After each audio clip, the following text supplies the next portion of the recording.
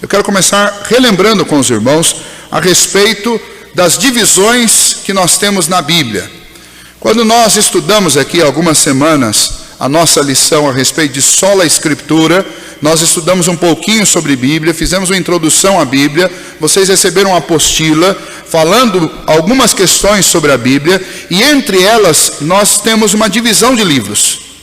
Nós temos os 5 primeiros livros da Bíblia, eles fazem parte de um conjunto que é chamado de Pentateuco, que são livros de leis, é história e leis, recebidas do próprio Deus e foram escritos por Moisés. Depois nós temos um conjunto de livros que são livros históricos, são narrativas bíblicas. E quando nós observamos este conjunto de história e narrativas, nós já temos aí que ter um certo cuidado. Porque se o primeiro conjunto é um livro de leis e de preceitos, significa que este livro traz para nós orientações a respeito daquilo que Deus exige de nós, leis. E este texto fala a respeito de promessas que são nos feitas por conta do cumprimento dessas leis. Quando nós entramos no segundo grupo, que são narrativas históricas, nós já temos que tomar um certo cuidado, porque eu não posso transformar em lei um acontecimento na vida de um personagem bíblico. Eu não posso transformar o que aconteceu com ele numa lei, como se isso fosse se repetir todas as vezes. Eu não posso fazer isso, nem com a Bíblia e nem com nenhuma outra narrativa que eu ler, seja ela que tipo de literatura for. Narrativa não é lei. Agora, narrativas têm sim princípios que nós chamamos princípios de equidade, ou seja, se o nosso Deus é um Deus imutável, e ele trabalha sempre da mesma forma, então o que aconteceu lá, possivelmente pode acontecer aqui. Se não acontecer, talvez não aconteça por uma questão de propósito de Deus, ou por uma questão de tolerância de Deus, mas o fato é que a maneira como Deus lida com o pecado lá nos livros históricos, continua sendo a mesma maneira como Deus lida com o pecado. Ele pode até deter, como o texto de Romanos e de Coríntios nos ensina, ele pode deter por algum tempo a sua ira, mas ele continua sentindo repulsa de pecado. Então o que nós temos nos livros de narrativas são princípios de equidade, ou seja, nós vemos como Deus trata as pessoas em decorrência das ações delas, e nós aprendemos que esse é o jeito de Deus tratar estas coisas. Ok. Depois nós temos um outro grupo de livros, que começa lá em Jó, que é considerado literatura sapiencial e poesias. E então nós temos Jó, nós temos os Salmos, nós temos Provérbios, Eclesiastes, Cantares. Este grupo de literatura, do qual o texto da nossa manhã aqui faz parte, como já foi dito, é um texto de literatura sapiencial. Significa o quê? São as observações, e óbvio, registradas por inspiração de Deus, por seus autores, mas são observações sábias a respeito da vida, são poesias escritas que foram cantadas pelo povo de Israel, e são orientações a respeito daquilo que eu devo tomar cuidado, são advertências para a minha vida, mas não são nem promessas e nem leis. Literatura sapiencial não é promessa, e também não é lei. Especialmente quando eu pego Provérbios, o nome do livro já diz, Provérbios. E o que são provérbios? Nós usamos provérbios na nossa vida o tempo inteiro. Vou dar um exemplo para vocês. Água mole em pedra dura, tanto bate até que fura. Nós temos esse provérbio. Ok. Você já observou este efeito em algum lugar? Eu já vi esse efeito em alguns lugares. Não é um efeito que pode ser observado por quem começou o processo até o encerramento dele, porque esse é um processo tão demorado. Mas quando você vai num lugar como nós somos esses dias, num Petar, que é um parque que nós temos aqui próximo, em Apiaí, você tem lá cavernas, você tem lá cachoeiras, e você tem buracos encravados na rocha que foram produzidos ao longo de séculos de água mole em pedra dura, batendo até que furou. Ok. Mas isso não significa que você vai pegar um pedaço de pedra, vai colocar na sua casa, vai deixar a torneira entreaberta e vai ficar furando e você vai enxergar isso acontecendo. Isso vai acontecer provavelmente ao longo de um período muito grande. Não é promessa, é fruto de observação. Posso errar. Se a pedra, por exemplo, for um diamante, vai bater a vida inteira e não vai furar. Mas o fato é que quando nós citamos provérbios, nós estamos citando advertências, nós estamos fazendo advertências através de provérbios, mas essas advertências, elas não são promessas e elas também não são leis, elas são apenas observações e advertências feitas através de pessoas que observaram e enxergaram ao longo de muito tempo esses acontecimentos. A Bíblia tem um livro com esse tipo de literatura? Tem, o livro de Provérbios, está aqui. Então, quando eu vou ler este livro, eu não posso ler este livro como se eu estivesse lendo uma promessa, como aquelas que são feitas no próximo conjunto que vem a seguir. O próximo conjunto é um conjunto de livros proféticos. Livros proféticos têm profecias a respeito do futuro. E Isaías capítulo 55 diz que estas palavras não passarão. Essas palavras são firmes e certas. Elas saem da boca de Deus e elas não voltam para Deus enquanto elas não efetuam aquilo para o qual elas foram proferidas. Aí sim, eu tenho uma promessa de Deus, eu tenho uma profecia que se cumprirá. É porque a literatura me permite ter esta certeza, porque é uma literatura profética. E aí eu podia continuar, mas nós já estudamos isso aqui, eu só estou relembrando com vocês. Então, a primeira questão em relação a esse texto aqui, nessa introdução que eu estou fazendo com vocês. Primeira questão, o texto de Provérbios 22:6 está dentro de um livro de provérbios, de observações e advertências que foram escritas por Salomão e por outros, em alguns versículos, mas que não são promessas. E quase que 100% das vezes que eu ouço alguém citando este versículo, está citando em tom de promessa. Ensina a criança no caminho que deve andar, e ainda quando for velho não se desviará dele. Nós entendemos isso como uma promessa, que eu vou pastorear o meu filho, e o meu filho vai ser um crente para o resto da vida dele, porque eu estou pastoreando. Este texto não é uma literatura de promessa. Então, para começo de conversa, aqui não é promessa. E a primeira atrocidade que nós cometemos com esse texto é lê-lo em tom de promessa e entendê-lo como sendo uma promessa de Deus. E a própria experiência de muitos cristãos fiéis, piedosos, bons pais, que têm os seus filhos fora da igreja, contradiz esse texto.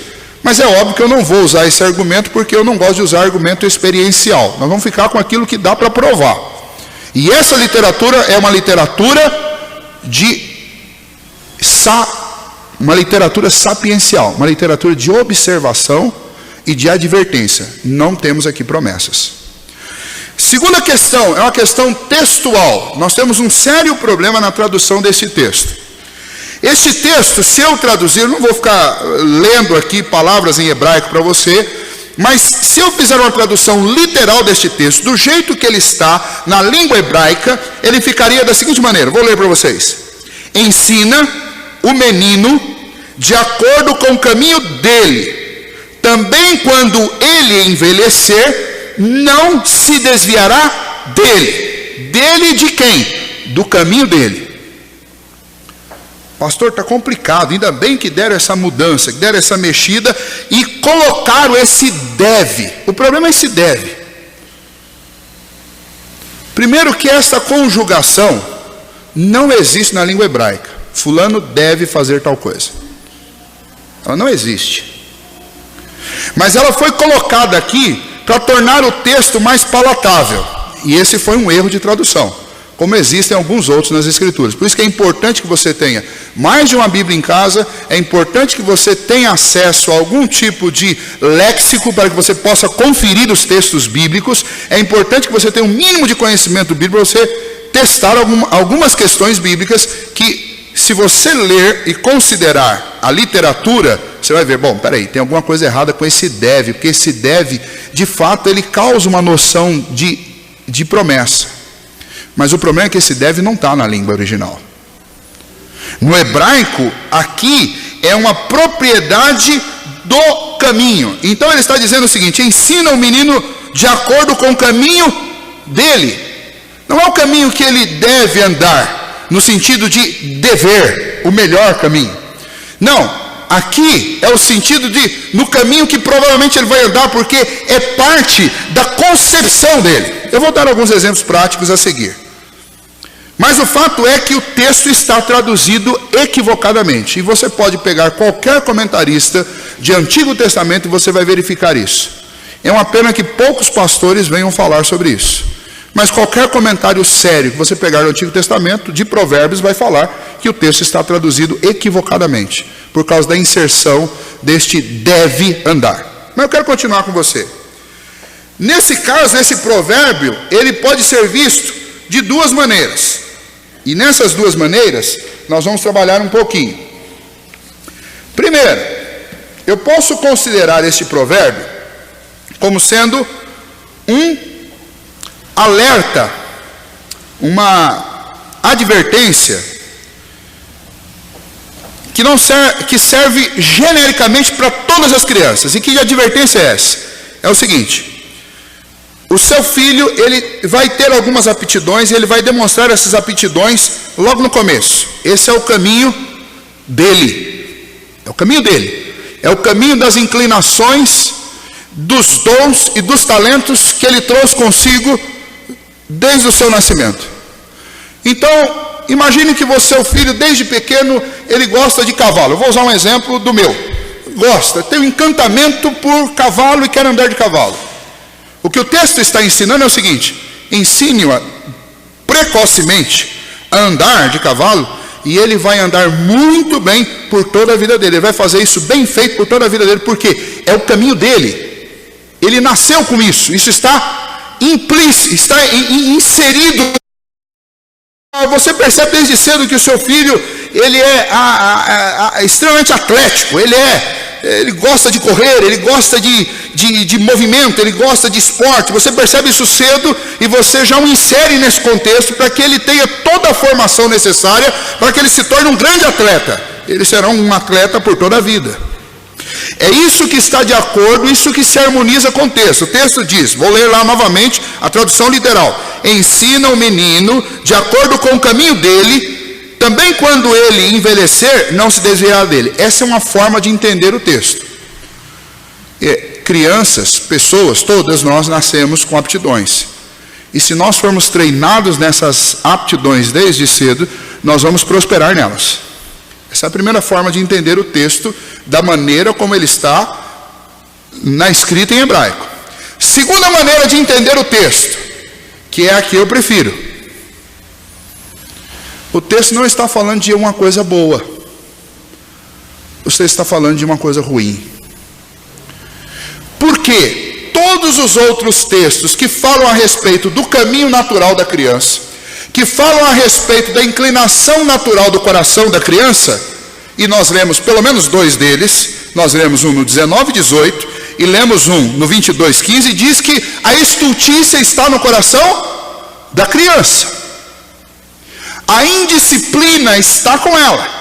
E todos nós que temos filhos sabemos muito bem que os nossos filhos nascem e quando eles têm a primeira oportunidade de mostrar as suas garras, eles se tornam atrevidos, se tornam desobedientes.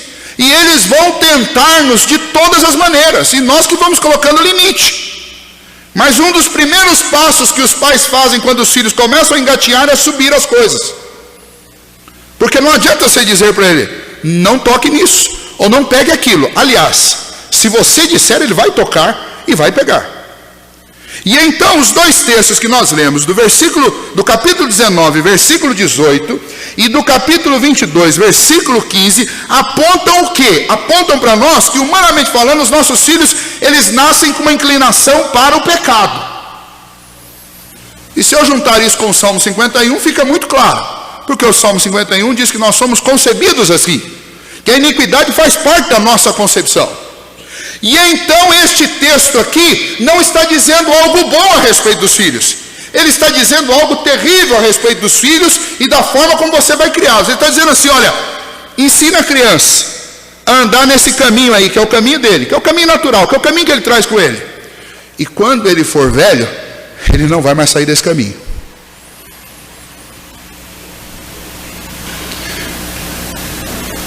Com essa interpretação, leia de novo comigo o capítulo 19, versículo 18 e depois o 22:15. Olha lá, 19 e 18. Castiga o teu filho enquanto há esperança, mas não te excedas a ponto de matá-lo. Quando é que há esperança ainda para a disciplina na vida dos nossos filhos? Quando eles são criança. Quando é que há esperança para eu tirar o meu filho de um caminho errado? Enquanto ele é uma criança, é aí que há esperança. Porque depois que ele ficar adulto, aí é só pela misericórdia de Deus. O outro texto, que é o 22:15. A estultícia está ligada ao coração da criança, mas a vara da disciplina a afastará dela. Por que eu disciplino meu filho? Para ele sair do caminho dele e ele entrar no caminho que é o caminho que ele deve. Aí sim eu vou inserir o deve, mas o deve não está no texto. O deve é o que eu preciso fazer. Então perceba que a intenção dos tradutores não foi ruim. A intenção do tradutor foi pular essa complicação toda que eu estou mostrando para vocês aqui.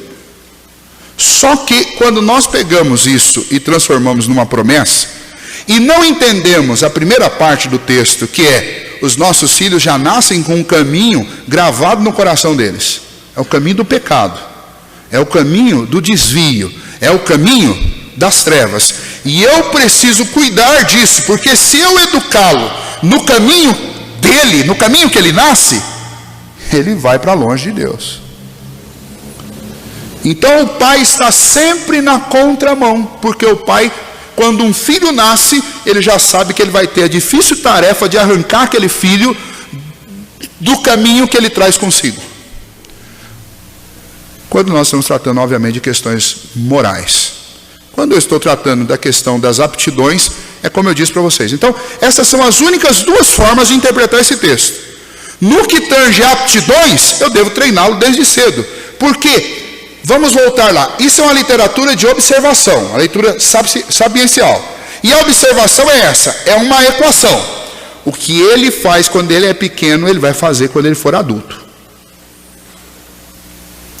Então aquilo que é bom que o seu filho faz hoje, você pode treiná-lo que ele vai fazer cada vez melhor, porque é o que ele vai fazer para sempre. Se ele tem facilidade com números hoje, incentive-o, ajude-o, porque ele vai entrar numa faculdade de exatas e será um ótimo profissional na área de exatas. Se ele tem facilidade com atletismo, treine-o, coloque-o na escola, porque ele será um excelente atleta. Se ele tem facilidade com relacionamentos, treine-o, porque ele pode ser um relações públicas excelente, um grande político de repente. Esse é o lado bom da coisa. Agora, o seu filho nasce inclinado a desobedecer, como todos os outros. O seu filho nasce inclinado à rebeldia. O seu filho nasce inclinado a desejar o mal. E você precisa arrancá-lo desse caminho, porque se você criá-lo, ensiná-lo ao longo da vida, dentro do caminho dele, sem nunca arrancá-lo de lá, ele vai ficar nesse caminho para o resto da vida. É isso que esse texto está dizendo. Eu não tenho outra forma de interpretar esse texto como ele está na língua original. Eu falo, existe duas responsabilidades aqui. A minha é a responsabilidade de vir aqui e dizer exatamente o que está nas Escrituras, porque se eu falar além ou aquém, eu vou me ver com Deus. E tem a outra responsabilidade, que é de vocês. Se vocês ouvirem, entenderem e não praticarem, a responsabilidade é de vocês. Mas eu tenho tranquilidade diante de Deus e como estudante das Escrituras, dizer para vocês que é assim que se traduz esse texto. Esse texto não é uma promessa e esse texto está trazendo-nos uma advertência fruto de uma observação sapiencial. A observação é, sempre que você deixa o seu filho seguir o caminho natural dele, ele vai fazer isso para o resto da vida. Se for uma aptidão, uma coisa boa, ele vai ser aprimorado. Quanto mais precocemente você ajudá-lo nisso, melhor ele ficará lá na frente. Se for uma coisa ruim, se você não arrancá-lo enquanto há esperança, através da disciplina, depois, quando for tarde, quando ele ficar velho, não há mais esperança para arrancá-lo dali. Por isso que nós pegamos o texto de Efésios, já no capítulo 6, e fala para os pais: não provoqueis a ira dos vossos filhos. Como é que eu provoco a ira do meu filho? Deixando ele continuar num caminho que eu sei que lá na frente conduz à morte. Quando ele deparar com a placa da morte lá na frente, sabe com quem que ele vai ficar irado? Com a única pessoa que poderia ter arrancado daquele caminho enquanto havia esperança, e não fez. Por outro lado, o que eu tenho que fazer? Educa-o na disciplina do Senhor. Ensina-o na disciplina do Senhor. Ou seja, estipule para ele um estilo de vida que seja um estilo de vida bíblico. Você vai falar assim: pastor, mas isso é uma garantia? Olha, para as famílias da aliança, nós entendemos isso como uma garantia porque eu preciso fazer isso. Agora, nós sabemos muito bem que Deus tem os seus desígnios eternos. Agora, como eu não conheço esses desígnios eternos, o que eu faço? Eu faço tudo o que cabe a mim. Porque eu nunca estarei honrando Deus, alegando a soberania de Deus na condução da história, para me omitir de fazer a minha parte. Eu não honro a Deus quando eu faço isso. Eu tenho convicção da soberania de Deus, mas eu não posso usá-la como desculpa para que eu não cumpra o meu papel de pai. O meu papel de pai é arrancar o meu filho do caminho dele e fazê-lo andar no caminho do Senhor. Porque se ele for educado no caminho dele, ele vai continuar fazendo aquilo que é próprio do caminho dele por todo sempre. E o resultado final disso é terrível. Então até aqui nós temos esta conversão desse texto que eu queria trazer para vocês.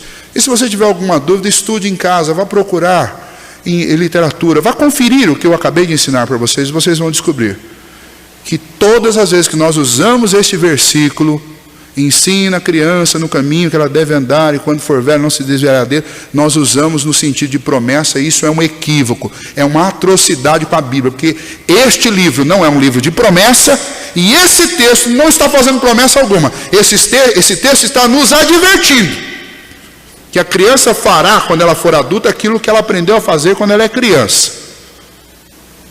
E, portanto, ou eu ensino o caminho correto, para que ela converta-se do seu mau caminho, enquanto há esperança, ou, se ela for criada fazendo o que é mal, ela vai fazer lá na frente o que é mal. Ok? Mas ainda assim, nós estamos num texto sapiencial, um texto de advertência, com base em observações que são feitas. Ok?